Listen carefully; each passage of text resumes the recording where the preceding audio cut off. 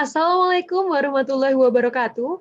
Pada kesempatan kali ini, kami dari kelompok 5 offering D2 akan menjelaskan mengenai salah satu materi yang terdapat pada mata kuliah perkembangan peserta didik. Sebelum itu, akan saya perkenalkan anggota kelompok kami. Yang pertama ada Anggita Adilia Pangesti, yang kedua ada Anissa Galuh Puspitasari, yang ketiga ada Dedi Setiawan, yang keempat ada saya sendiri, Lulu Waliatur Rosyida, dan yang terakhir ada Rosidatul Afifah. Pada kesempatan kali ini, kami akan mempresentasikan mengenai materi perkembangan emosi peserta didik serta problematikanya. Sebelum menginjak ke materi inti, sebelumnya saya akan menjelaskan mengenai pengertian perkembangan dan emosi. Yang pertama ada perkembangan. Perkembangan merupakan perubahan yang progresif dan kontinu atau berkesinambungan dalam diri individu dari mulai lahir sampai mati. Pengertian lain dari perkembangan adalah perubahan yang sama dialami individu atau organisme menuju tingkat kedewasaannya atau kematangannya yang berlangsung secara sistematis, progresif, dan berkesinambungan, baik menyangkut fisik atau jasmani maupun psikis atau rohani. Selanjutnya adalah emosi. Emosi berasal dari kata emotus atau emover atau mencerca, yang berarti sesuatu yang mendorong terhadap sesuatu. Misal emosi gembira mendorong untuk tertawa, atau dengan perkataan lain emosi didefinisikan sebagai suatu keadaan gejolak penyesuaian diri yang berasal dari dalam dan melibatkan hampir keseluruhan diri individu. Menurut Sarlito Wirawan Sartono berpendapat bahwa emosi merupakan setiap keadaan pada diri seseorang yang disertai warna efektif. Yang dimaksud warna efektif ini adalah perasaan-perasaan tertentu yang dialami pada saat menghadapi atau menghayati suatu situasi tertentu. Contohnya gembira, bahagia, takut, dan lain-lain. Sedangkan menurut Goleman bahasa, emosi merujuk pada suatu perasaan atau pikiran. Maka dapat disimpulkan bahwa emosi merupakan suatu keadaan yang kompleks, dapat berupa perasaan atau pikiran yang ditandai oleh perubahan biologis yang muncul dari perilaku seseorang. Selanjutnya akan dijelaskan oleh teman saya. Selanjutnya, saya akan menjelaskan tentang perkembangan emosional, mulai dari pengertian, pengelompokan emosi, dan tingkat perkembangan emosi itu sendiri. Langsung saja, apa sih perkembangan emosional itu? Perkembangan emosional adalah proses perubahan dari potensi yang dimiliki oleh individu yang disertai warna afektif, baik pada tingkat lemah atau dangkal maupun pada tingkat yang luas atau mendalam. Lalu, pengelompokan emosi. Secara garis besar, emosi dibagi menjadi dua, yaitu emosi sensoris dan emosi psikis. Emosi sensoris, emosi yang ditimbulkan oleh rangsangan dari luar terhadap tubuh, seperti rasa dingin, manis, sakit, lelah, kenyang, dan lapar. Lalu ada emosi psikis, yaitu emosi yang mempunyai alasan-alasan kejiwaan. Yang termasuk emosi psikis, ada beberapa perasaan.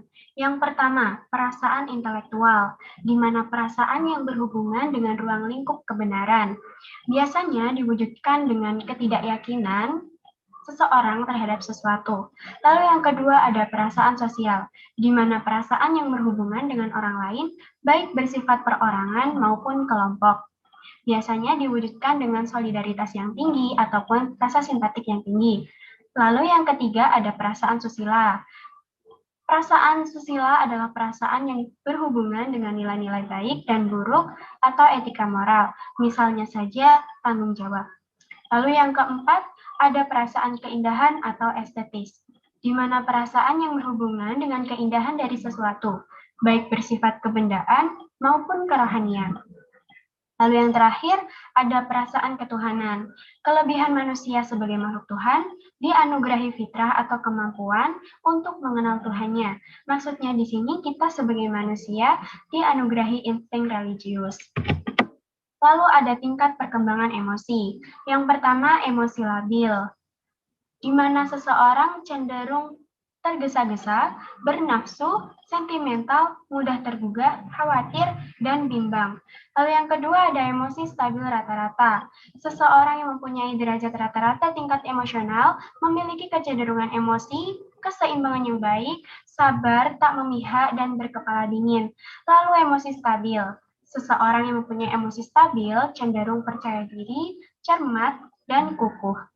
Untuk materi selanjutnya akan disampaikan oleh rekan saya. Oke, yang selanjutnya mengenai problematika perkembangan emosi peserta didik. Nah, apa sih yang dimaksud dengan problematika? Nah, problematika adalah suatu kendala atau permasalahan yang masih belum dapat dipecahkan, sehingga untuk mencapai suatu tujuan menjadi terhambat dan tidak maksimal. Nah, selanjutnya mengenai fase perkembangan emosi pada anak. Fase perkembangan emosi pada anak dibagi menjadi empat fase. Yang pertama, pada bayi hingga 18 bulan. Yang kedua, pada fase 18 bulan sampai dengan 3 tahun. Yang ketiga, usia antara 3 sampai dengan 5 tahun.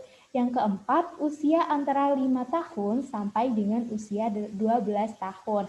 Nah, pada bayi yang usianya 8 sampai dengan 18 bulan, pada fase ini bayi butuh belajar dan mengetahui bahwa lingkungan di sekitarnya aman dan familiar. Perlakuan yang diterima pada fase ini berperan dalam membentuk rasa percaya diri, cara pandangnya terhadap orang lain, serta interaksi dengan orang lain. Contohnya, ibu yang memberikan ASI secara teratur memberikan rasa aman pada sang bayi. Yang kedua, pada minggu ketiga atau keempat, bayi mulai tersenyum jika ia merasa nyaman dan tenang. Minggu ke-8, ia mulai tersenyum jika melihat wajah dan suara orang di sekitarnya. Nah, pada bulan keempat sampai ke-8, bayi mulai belajar mengekspresikan emosi seperti gembira, terkejut, marah, dan takut. Nah, pada bulan ke-12 sampai ke-15, ketergantungan bayi pada orang yang merawatnya akan semakin besar. Ia akan gelisah jika ia dihampiri oleh orang asing yang belum dikenalinya. Pada umur 18 bulan, bayi mulai mengamati dan meniru reaksi emosi yang ditunjukkan orang-orang yang berada di sekitarnya dalam merespon kejadian tertentu. Nah, pada fase 18 bulan sampai dengan 3 tahun, fase ini anak mulai mencari-cari aturan dan batasan yang berlaku di lingkungannya. Ia mulai melihat akibat perilaku dan perbuatan yang akan banyak mempengaruhi perasaan dalam menyikapi posisinya di lingkungan. Nah, fase ini anak belajar membedakan cara benar dan salah dalam mewujudkan keinginannya.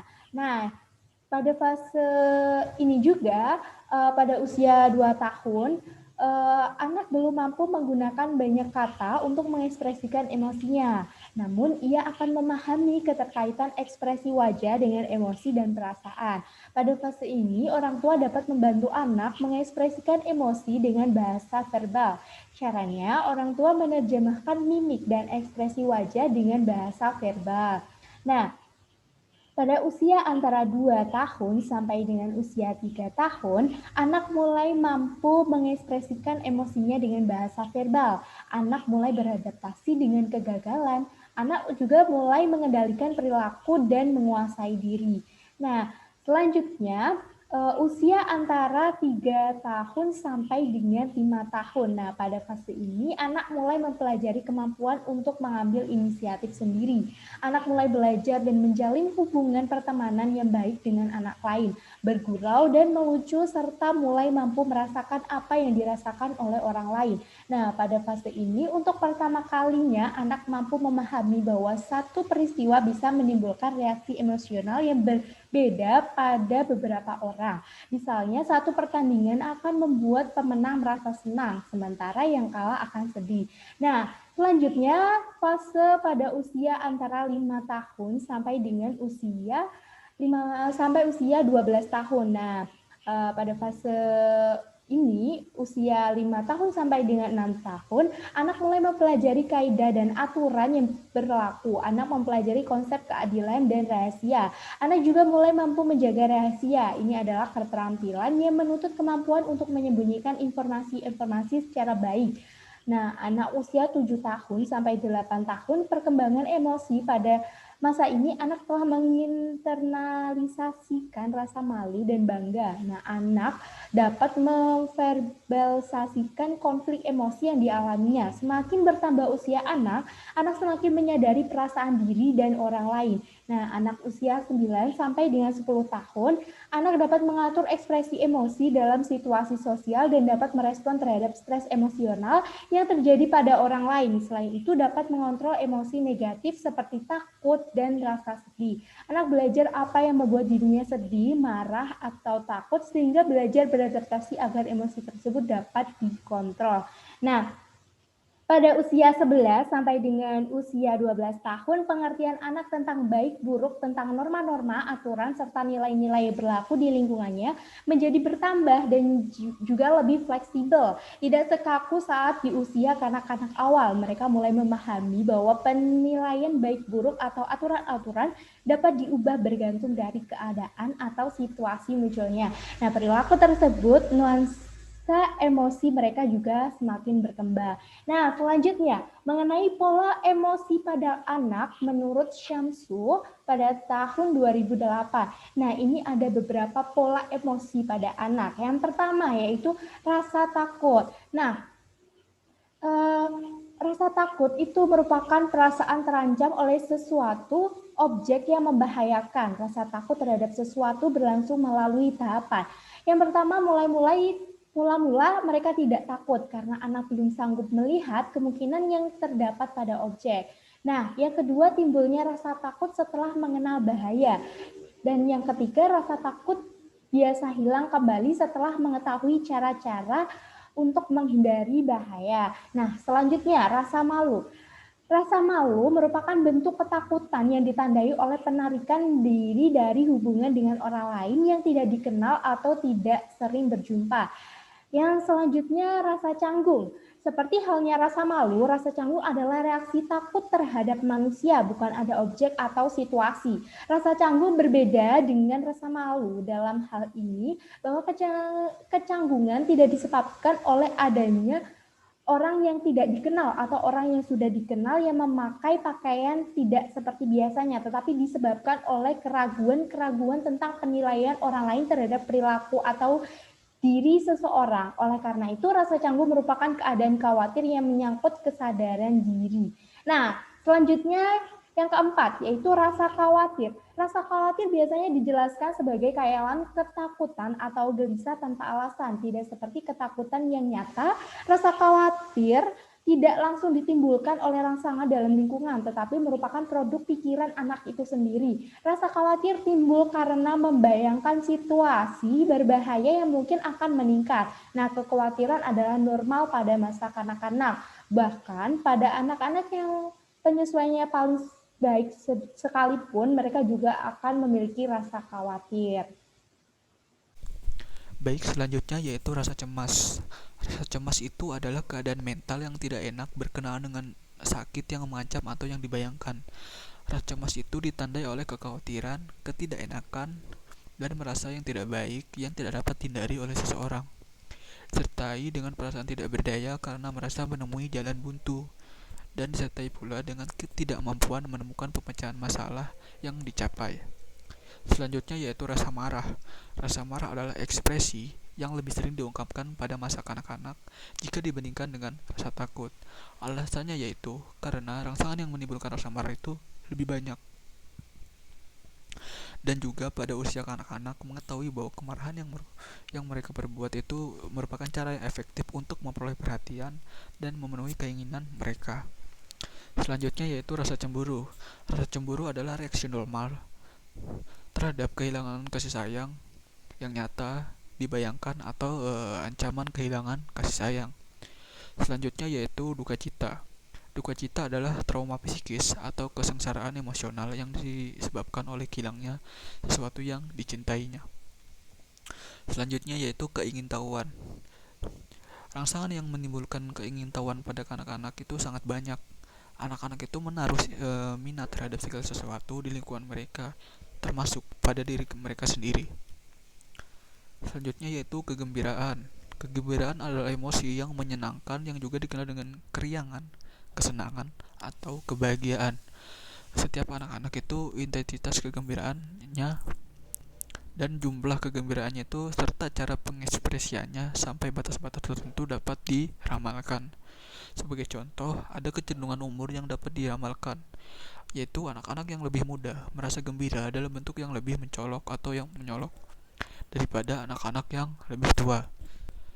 Selanjutnya yaitu upaya untuk mengatasi problematika emosi peserta didik. Problematika emosi peserta didik itu harus dapat dilalui dan disikapi dengan bijak dan benar. Jika hal tersebut itu dilakukan, peserta didik itu akan berkembang menjadi pribadi yang tanggung jawab dan mandiri. Adapun upaya-upaya mengatasi problematika emosi peserta didik itu antara lain. Yang pertama yaitu melalui kegiatan bercerita. Menurut JT dalam Musyawarah 2008, kemampuan mengenali dan mengendalikan emosi pada anak-anak akan berkembang maksimal jika mereka itu memperoleh stimulasi yang tepat dan realitas yang menghubungkan perasaan dan pikiran dalam konteks yang ditampilkan dalam cerita. Yang kedua adalah peran guru mengorganisasikan amarah anak menjadi pengembangan kecerdasan emosi dengan memuji anak dengan kasih sayang dan mengembangkan sikap pribadi yang lebih baik. Jadi emosi anak dikontrol dan diarahkan ke hal yang lebih positif, bukan ke hal yang lebih negatif. Yang ketiga adalah kegiatan diorganisasikan pada suasana yang dapat memberikan kesempatan kepada anak untuk menyampaikan alasan mengapa ia marah.